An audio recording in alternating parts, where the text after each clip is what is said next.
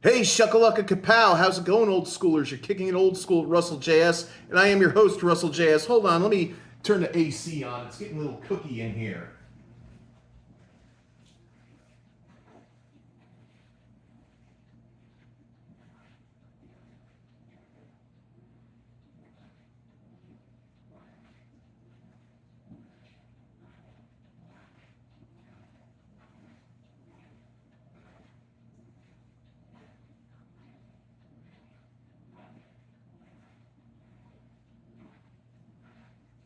Hold on a sec.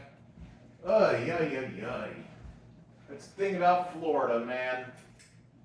You're indoors, you gotta make sure you're not cooking. You're not baking.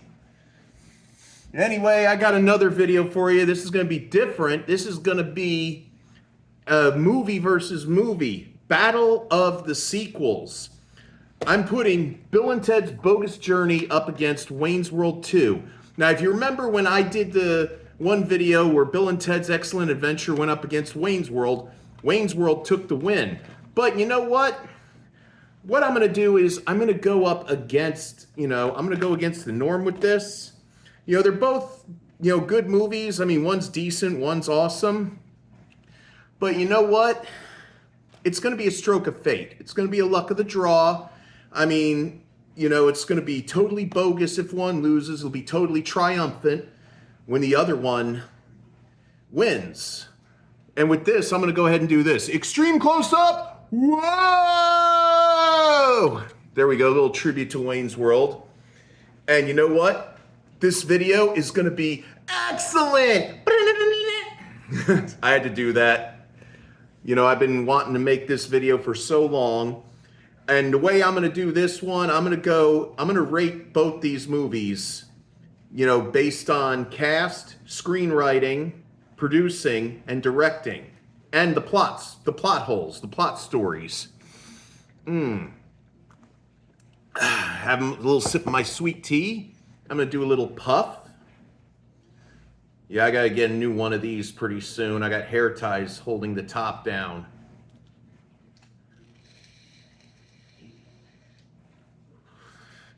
All right. And remember, if you're new to the channel, feel free to hit a like, subscribe, leave comments in the box down below. Not too rude, not too nasty, not too negative. Ring the bell for notifications for future videos to come out. And tell your friends, your classmates, your loved ones, your mom, your dad, your brothers, your sisters, your aunts, your uncles, your grandma, your grandpa, your cousins, your pets, your classmates, your co-workers, and your roommates. And without further ado, let's see which of these two movies, these bad Oscars, rank, shall we? Okay, I'm going to start out with Bill and Ted's Bogus Journey. First, I'm going to go based on the cast. I mean, naturally, you got Keanu Reeves as Ted, Alex Winter as Bill. Now they do an addition here. They've got William Sadler playing the Grim Reaper, a.k.a. Death, good actor, and Joss Ackland as Denomalos. I mean, he was the ultimate bad guy in Lethal Weapon 2, and he was the kind-hearted German man from, I think he was German or Dutch, from the Mighty Ducks movies. If you remember, he owned the shop that sold all the gear, for the team. And of course, the late, great George Carlin as Rufus. Now, you want to talk, there's a good cast right there, naturally, so I'm going to give a point to that. Screenwriting by Chris Matheson and Ed Solomon.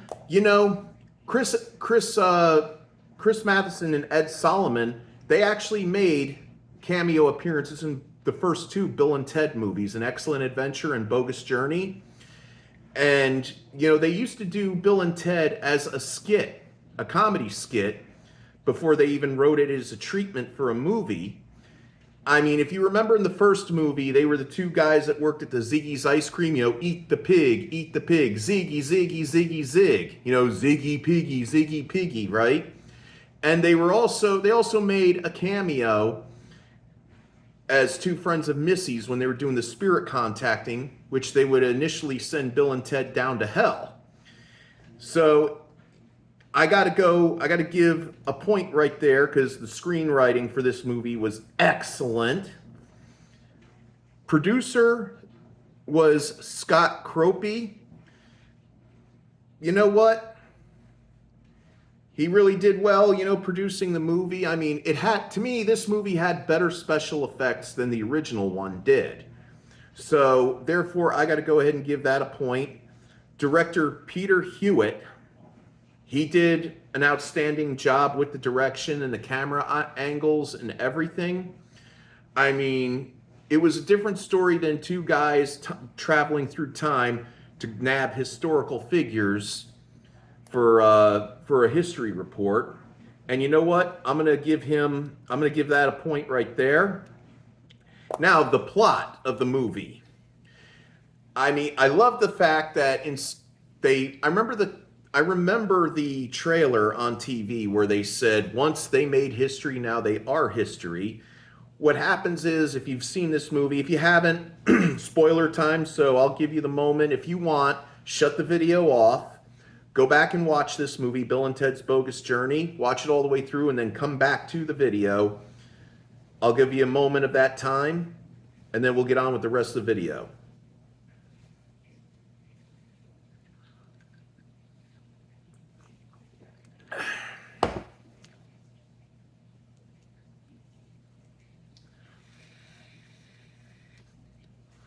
Okay, here's the rest of the video.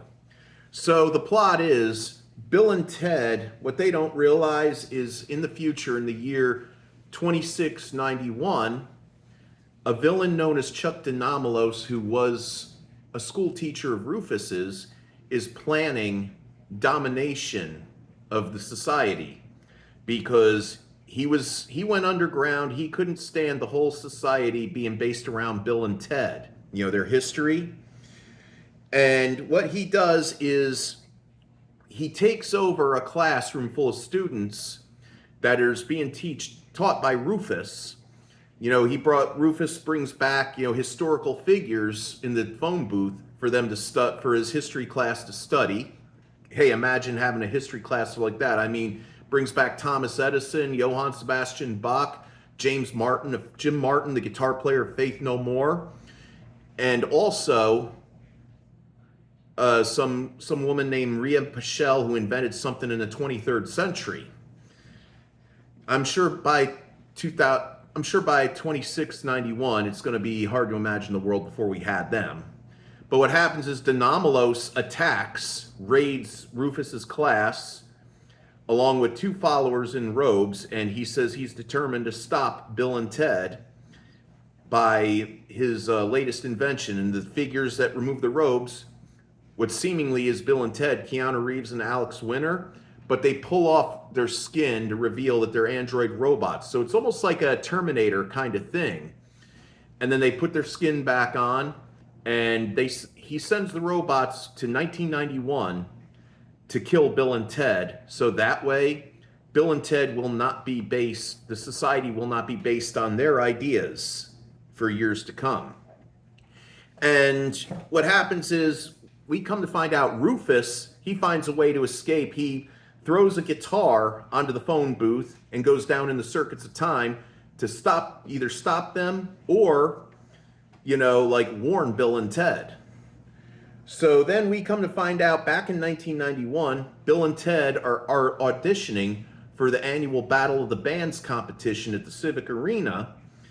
And they got brought in by the lady who's promoting it, and their medieval girlfriends are in the band too, if you remember the end of the first movie. And what happens is they get engaged, and then they get played by evil robot Bill and Ted, who claim, that they're the girls, that, oh, we're breaking up with you, we don't want to see you, blah, blah, blah. So what happens is they go ahead and use that to lure Bill and Ted out to the middle of nowhere to kill them. Now, in the afterlife, they get killed by being thrown off a cliff by their robot counterparts. But in the afterlife, they meet death, and they try to, shake him to figure out how to get back to life, come back to Earth to stop these robots. They try everything, possessing Ted's dad and another cop. That doesn't work. They try to fool Missy and her friends with spirit contacting, but Missy got out a book to get rid of evil, to send them down to hell. So they got to go through their own personal hell, and then they figure out they got to play get death at a contest. and they beat Death at Battleship, but Death is like 2 out of 3, and they keep beating them at all their favorite board games. Finally, after a game of Twister, Death's like, okay, I'm taking you back. So he takes them to heaven, and they meet Station, the Martian scientist, to help them build good robot versions of themselves. So finally, God sends everybody back down to Earth, and that's what they do. They go ahead and they have Station build the robots. They get to the Civic Arena to find out their girlfriends were kidnapped by evil robot Bill and Ted. And there's a big showdown, and Denomalos comes in after the robots were defeated, and he tries to defeat them, but he fails and gets arrested. And you know what? Bill and Ted, they go back in time. They come back as guitar heroes, and boom, there you go. Now, you know what? That story right there, and then they become huge super rock stars, that deserves a point there. I mean, yeah, sure, maybe there was references to Star Trek, there was references to the Seventh Seal, and there were references to the Terminator and Doctor Who, but wait till we get to the story of Wayne's World 2. Now, Wayne's World 2, as far as cast goes, Mike Myers and Dana Carvey once again return as Wayne and Garth. Christopher Walken portrays a record producer for Cassandra named Bobby, and he's very sinister because he wants to get with Cassandra and take her away from Wayne. And let me tell you, Christopher Walken, man, is good at just about anything. Villains, all around good guys. I mean, the man is phenomenal. I'm very good at playing the bad guy. And just think about this. He auditioned to be Han Solo. Can you imagine Christopher Walken as Han Solo? Chewie tells me you're looking for passage to the Alderaan system. That ship, the Millennium Falcon, made the Kessel Run in 12 parsecs. Just imagine that if we didn't have Harrison Ford play that iconic role. So, there's an A+ right there. Tia Carrere, she returns as Cassandra. Swing! Ralph Brown, who is also a newcomer, plays Del Preston, an aging roadie who teaches Wayne and Garth how to set up a concert, because in this movie, they're looking to get a rock concert going because they want to do something really huge for the community.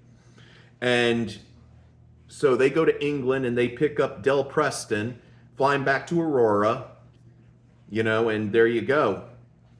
And let's see, you got Ralph Brown as Del, and he's really good in the role. He kind of reminded me of Jimmy Page with tattoos in a way. Rip Taylor as himself, Aerosmith as themselves. I mean, that was really cool. They played themselves doing a concert, and they also played themselves doing Wayne stock. And you know what? With that cast, despite the fact, I liked it when Alice Cooper was in the first movie over anybody. I thought that was pretty cool that they got Aerosmith to play in that. So therefore, that the cast gets a point. The screenwriting by Mike Myers, Bonnie Turner, and Terry Turner. I gotta say, Mike Myers, very funny comedian. I mean, this is where I saw Wayne's World on Saturday Night Live at first. And, he's very good at screenwriting, good at acting. I mean, I hear he's kind of a pompous ass in real life, but I don't know the man personally. And I'll probably never meet the man, so I can't say anything bad. But as far as screenwriting goes, yeah, that gets a point right there. Producers were Howard W. Koch Jr. Gee, I wonder if he's related to Ed Koch, the former mayor of New York. And Saturday Night Live producer Lorne Michaels. Yeah, this is when Lorne Michaels, I guess, first starts putting his name as producer for SNL skit-based movies. I mean, this one, you know what? Lorne Michaels, all around, he created Saturday Night Live. He created The Kids in the Hall. And he was also the executive producer. So, again, there's a point right there. And director, well, I got to go back to the screenwriting too, because there were some things I did not like. The director is Steven Sirhick, whatever it is. J is silent. Well, I wasn't real happy about. I mean, I like the way Penelope Spheris did the first movie, but from what I understand, Penelope Spheris couldn't be available due to the fact that I guess she and Mike Myers had some kind of falling out, and again, that's where they say Mike Myers can be a pompous ass. But yeah, there was some kind of falling out where Penelope did not want to return. And one of the things, and it has to go back to the screenwriting, I don't know if Mike Myers was the one that did this. Maybe it was Bonnie and Terry Turner that did it.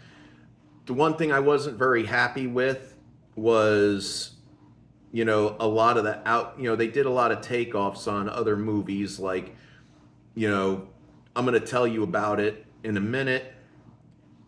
So the director, director does not get a point for the direction. And now let me go ahead with the plot. After going to an Aerosmith concert, Wayne and Garth, they come home, which, by the way, they're no longer living with their parents. They're living at an abandoned doll factory where they, broadcast their show, Wayne's World. And, well, one night, Wayne has a dream where he's, where a half-naked Indian. Now, once again, spoiler alert, feel free to shut off the video and watch this movie if you hadn't seen it. I'll give you a moment.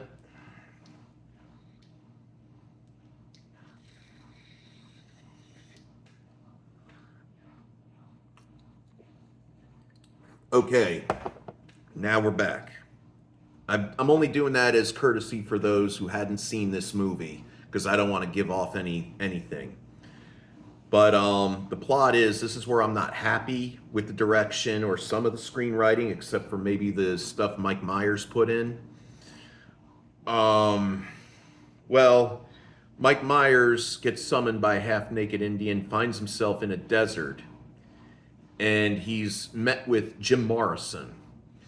And Jim Morrison tells him that he has to put on a concert in Aurora, and he's wondering, how do I get the bands? And Jim Morrison says, if you book them, they will come. And Jim Morrison tells Wayne to travel to England to go find Del Preston and bring him back to help them. And then Wayne comes to, he wakes up, tells Garth about the dream, and Wayne goes ahead and tells Cassandra about it, that, while Bobby is helping her produce her band's album. And,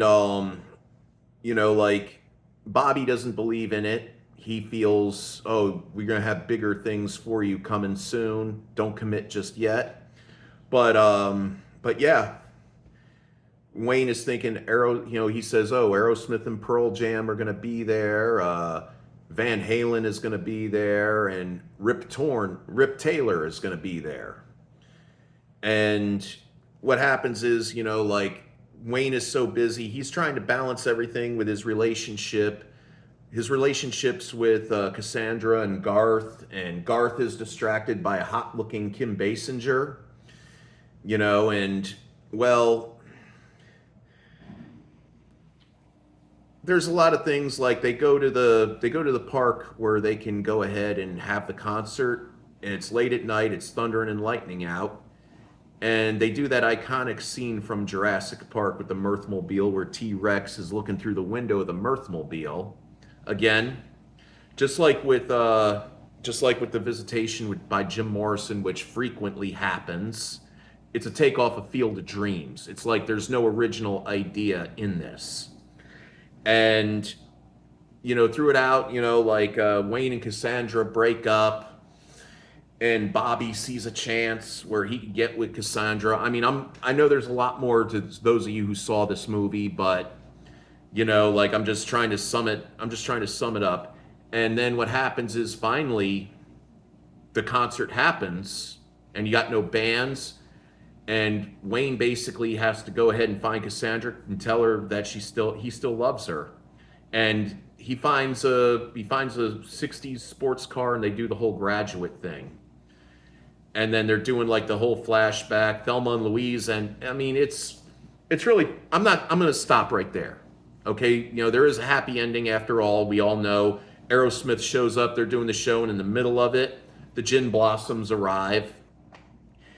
And you know what? I'm not at all, I wasn't, you know, I thought it was cute. I thought it was funny, but it wasn't as original as the first movie. So the points here, we've got Bill and Ted's Bogus Journey with 5 and Wayne's World 2 with 3. So that means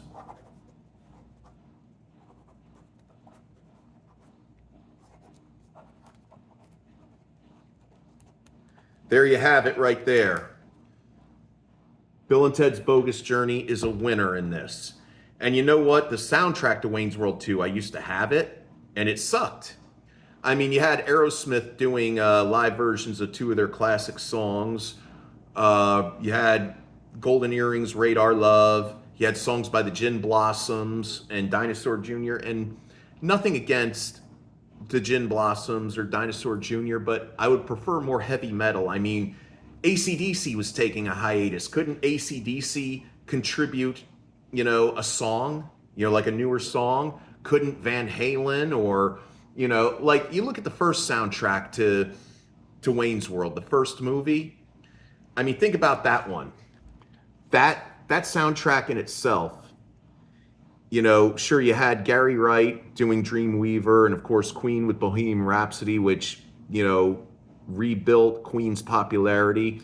But you know what? There were bands like Cinderella, they did a new song. The ones, you know, the one out of the 2 songs I only like by Cinderella.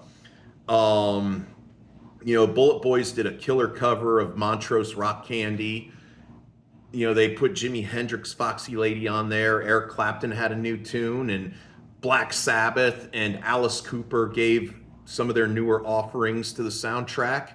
I mean, at least Bill and Ted's Bogus Journey had Kiss, Megadeth, King's X, you know, the only one Winger song I like, Slaughter, and Faith No More, and some other bands that came and went.